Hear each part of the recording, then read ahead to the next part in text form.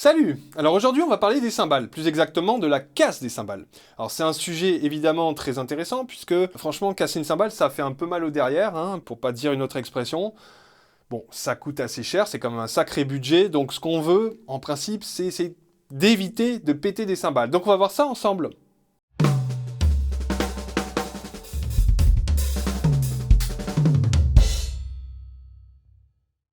Alors, je vais te donner des conseils, mais qui sont un peu subjectifs forcément. Je vais plutôt te parler de mon approche en fait avec les cymbales. Des trucs évidents, alors je suis désolé si ça te paraît enfantin, mais je vais vraiment reprendre à la base parce qu'il y a peut-être toi, tu es débutant, j'en sais rien. Ce qui est sûr, c'est qu'il y a des débutants qui vont regarder cette vidéo, donc je préfère vraiment repartir à la base. Donc on va prendre une crash, voilà, pour prendre une cymbale vraiment très commune. Je fais en sorte pour qu'elle puisse se balader facilement. Hein, alors ça peut paraître évident, mais voilà. Ensuite, surtout, je mets toujours toute la panoplie là, c'est-à-dire ceci. Voilà, hop. Je mets jamais la cymbale contre le filetage métal à métal. Il faut toujours qu'il y ait ce cylindre en nylon là, sur lequel on pose la cymbale. Ensuite, on rajoute un autre feutre. Et là, moi je serre pas trop. Je fais en sorte pour que ça puisse se balader. Il y a des batteurs qui préfèrent ne rien avoir du tout. Alors moi, ça pose pas de problème. Moi, ce qui me gêne, en fait, c'est que la cymbale bouge trop. Du coup, comme je fais souvent du rock ou du métal, quand je fais un pattern qui est sur la crash, la cymbale se balade trop, quoi. Donc, ça me convient pas. Donc, je préfère quand même avoir un mouvement maîtrisé, on va dire. Donc, le premier point, ne mets jamais ta cymbale directement sur le filetage en métal. Voilà. Alors, tu auras toujours quelqu'un qui va dire « Moi, je le fais depuis 30 ans, 40 ans et j'ai jamais cassé une cymbale. » Pas de problème. Moi, je risque pas. Voilà. Deuxième point, et ça va peut-être te faire sourire, mais je ne laisse jamais d'étiquette de code barre ou de prix sous la cymbale. J'ai jamais pu le vérifier, mais d'un point de vue physique, ça pourrait avoir du sens, dans le sens où, potentiellement, voilà, quand tu as une étiquette dessous, ça va bloquer, ça va concentrer l'énergie de la projection de ta cymbale, en fait, en un point, et ça va faire barrage, en fait.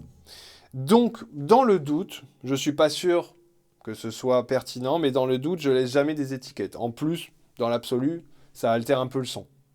Troisième point, il n'y a pas de corrélation simple entre l'épaisseur d'une cymbale et le risque de casse. C'est un peu délicat ce sujet, parce qu'évidemment, une ride qui est très épaisse, tu as quand même très peu de chances de la casser. Voilà, ça c'est clair. Mais en ce qui concerne les crashs, honnêtement, j'ai jamais cassé plus de cymbales fines que de cymbales épaisses. Maintenant, c'est vraiment délicat comme sujet, parce que ça dépend de l'alliage, ça dépend de tous les autres paramètres, donc à toi de te faire ton propre jugement. Évidemment, des cymbales martelées à la main très fines, jazz, si elles sont utilisées en rock, elles vont quand même souvent casser plus facilement. Mais, à contrario, tu as des cymbales très épaisses prévues pour le métal ou le rock qui cassent facilement, suivant les séries, les marques, etc. J'ai personnellement trouvé vraiment mon bonheur chez Meinl, parce qu'avec Meinl, j'ai quasiment jamais de casse. Voilà. Mais ça, c'est une expérience personnelle. Je choisis aussi les séries qui vont bien et par rapport au style que je joue. Ensuite, le point suivant, c'est évidemment la manière de taper la cymbale. Ça peut paraître évident, mais c'est essentiel. Je pars du principe, mais c'est mon avis et c'est subjectif, que c'est mieux d'envoyer le pâté sur les fûts, caisse claire, tom, grosse caisse, et d'avoir des cymbales plutôt moelleuses, plutôt vraiment comme dans un mix finalement. Là, je me réfère évidemment plutôt rock et métal, mais pas seulement.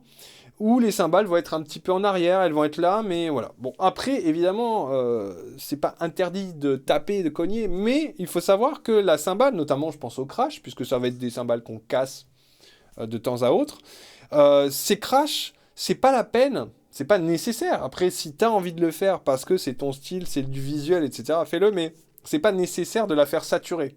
Une cymbale qui sature n'a pas forcément un joli son. Et le deuxième aspect, c'est comment tu vas attaquer ta cymbale. C'est-à-dire que si tu l'attaques avec le plat de la baguette, tout le plat de la baguette sur la cymbale, tu vas avoir un son très métallique. Ouais, je te fais la démonstration, écoute ça.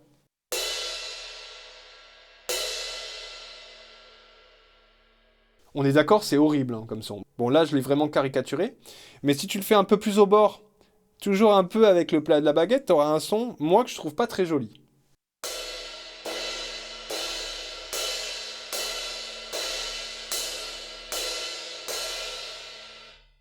Personnellement, je vais attaquer la cymbale beaucoup plus sur la tranche, avec un angle à peu près de 45 degrés. Bon. Et surtout, et ça, je le fais un peu au feeling, mais je vais fouetter la cymbale. C'est-à-dire, je vais arriver un petit peu en biais. Pas systématiquement, mais souvent. Ce qui fait qu'en fait, j'essaye d'avoir le moins, si on peut dire, de contact entre le bois et le métal. Je reformule. Parce que c'est, par définition, si tu tapes ta cymbale, tu as le contact entre le bois et le métal. Mais d'avoir le moins, de percevoir le moins possible le son, le claquement du bois sur le métal.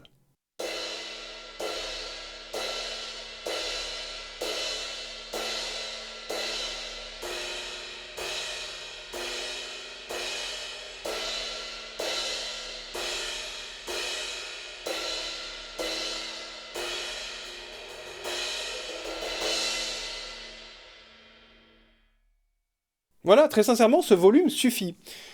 Tu as pu remarquer aussi que, ce qui est intéressant, c'est que ces deux cymbales, les deux crashs là qui sont devant moi, la crash à gauche est plus fine que la crash à droite. Du coup, même en tapant en biais, en essayant d'avoir le moins d'impact du bois sur le métal, plus une cymbale est épaisse, plus on va entendre cette attaque. Hein. Le point suivant, c'est l'entretien des cymbales. Souvent, les gens me disent, mais tes cymbales, elles sont neuves, tu les as eues hier. Non, non, pas du tout. En fait, toutes ces cymbales, bon, elles n'ont pas exactement le même âge, mais elles doivent avoir facile... Ouais, plus de 5 ans, je crois. Plus de 5 ans. Et si je les nettoie, là, elles sont pas nettoyées depuis un moment, mais si je les nettoie, elles sont absolument comme neuves. Hein. Je veux dire, c'est... Vraiment, quoi. Donc, l'entretien des cymbales, moi, personnellement, je le fais, alors ça va peut-être te surprendre, avec ça. WD-40, ça marche super bien. J'ai toujours entretenu mes cymbales comme ça fait plusieurs décennies que je fais ça, donc ça marche super bien. D'ailleurs, entre parenthèses, ça peut marcher pour nettoyer des peaux transparentes aussi. Ça fonctionne très bien. Donc, entretiens tes cymbales, nettoie-les de temps en temps. Hein, les laisse pas s'oxyder. En plus, ça a quand même un pouvoir d'empêcher un petit peu l'oxydation. Certains alliages vont avoir tendance à oxyder en dessous, surtout si tu es dans un lieu un peu humide. Donc ça nettoie et ça protège en même temps. Donc, au top. Donc évidemment, après, il y a le type d'alliage, le type de cymbale. Là, par exemple, je t'ai sorti une Meinl Byzance Dual Crash. Elle est fantastique, cette cymbale. Elle est fantastique. J'ai bien enlevé l'étiquette qu'il y avait dessous, évidemment. Cette cymbale, je peux l'utiliser en contexte rock. Je vais l'ajouter parfois, etc. Je vais pouvoir la cracher, mais je vais jamais y aller comme un bourrin à la cracher comme un malade. Déjà parce que je tape pas très très fort, en général, les cymbales. Mais qu'en plus... ce type d'alliage, forcément, sera plus fragile, beaucoup plus noble, martelé à la main, etc. Fait en Turquie, mais beaucoup plus fragile, forcément. Après, ce type d'alliage, martelé en machine, moi j'adore par exemple les classiques custom en dark, voilà, martelé à la machine, celle-là, franchement, ça bouge pas. C'est-à-dire que celle-là, encore une fois, hein, je les ai depuis plus de 5 ans, ça ne bouge pas, j'en ai pas cassé une seule. Mais évidemment, après, je vais pas jouer du jazz avec ça, quoi. Ensuite, point suivant, les petites cymbales. Éviter de casser des petites cymbales, c'est très compliqué. C'est très compliqué parce que elles vont finir par casser au bout d'un moment quand même, etc. Et bien en fait, franchement, les dark de Classic Customs, elles sont incroyables. J'ai toujours cassé des petites cymbales. C'est les seules, la plupart du temps, c'est les seules cymbales que je finis par casser au bout d'un moment, hein, les splash. Et en fait, celle-là, elle ne bouge pas. C'est incroyable. Et en fait, ça vient du fait aussi que l'alliage est très très souple. L'alliage est vraiment très souple. J'ai l'impression d'avoir du chewing-gum. Donc ça joue aussi. Comme quoi, on n'a pas besoin forcément d'un matériau très rigide, très dur pour que ça casse pas. C'est au contraire, il faut que ça emmagasine l'énergie, il faut que ça absorbe le choc. Et donc, des cymbales fines, petites, vont potentiellement très bien tenir. Après, suivant le style que tu joues, il y a une cymbale qui est sensible, c'est la China. La China, effectivement, et en plus, j'adore, moi, les Byzance. Elles sont un petit peu plus fragiles, forcément. Mais honnêtement, celle-là, par exemple, ça fait très très longtemps que je l'ai. Surtout, il faut bien qu'elle se balade, quoi. Il faut bien qu'elle puisse se balader. Et pour la China, la particularité, c'est qu'il faut vraiment éviter de taper le bord. Voilà. Il faut vraiment que tu vises la tranche. Voilà, parce que si tu tapes le bord, c'est un coup sûr à faire des mauvaises vibrations dans la cymbale et à la casser. Alors, autre point aussi, qui me passe par la tête, c'est le transport des cymbales. Alors, ça va peut-être te surprendre et peut-être te faire crier si tu les transportes comme ça.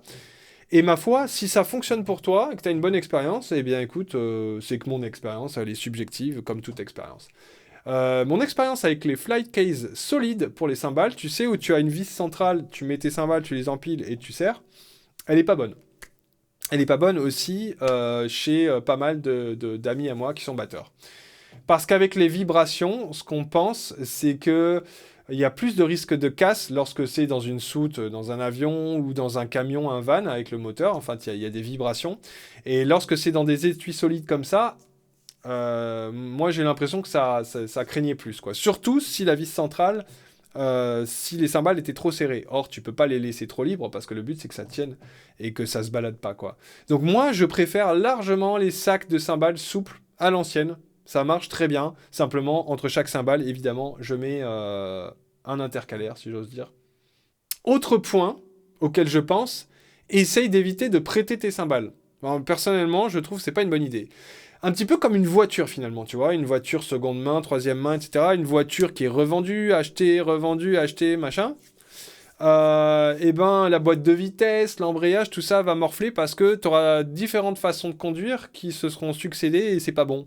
Pour les cymbales, j'ai l'impression que c'est un peu la même chose. En tout cas, les Crash, les China, etc. J'évite vraiment de prêter ça parce que j'ai déjà eu l'expérience de prêter une cymbale ou même plusieurs cymbales à des potes et quelques temps. Alors sur le moment, on me les a rendues nickel et puis quelques semaines après, comme par hasard, elles ont cassé. Et c'est pas seulement parce que le batteur en question tapait fort, c'est parce que c'est une autre façon de jouer, etc. Donc voilà, prêter les cymbales, j'évite. Voilà, n'hésite pas à me dire si j'ai oublié des points, j'ai dû en oublier, si tu as une expérience à partager sur la case des cymbales en général, et si tu n'es pas du tout d'accord avec tout ce que j'ai raconté, tu es le bienvenu aussi. Et puis en attendant, bah écoute, je te propose de t'abonner, de liker la vidéo si ça t'a plu, toujours pareil, d'activer la petite cloche pour être au courant des nouvelles vidéos. Et en attendant, je te dis à très bientôt. Salut!